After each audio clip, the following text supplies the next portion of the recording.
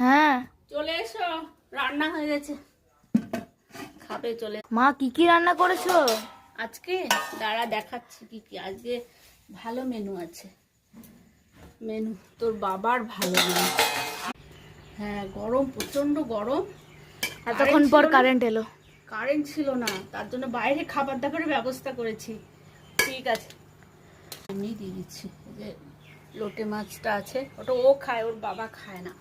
হ্যাঁ, আর এখানে আছে রুই মাছ আর আলু পোস্ত। বাবার ফেভারিট।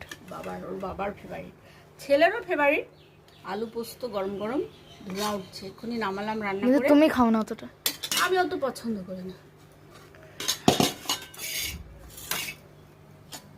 কেটে কেটে রুই মাছ,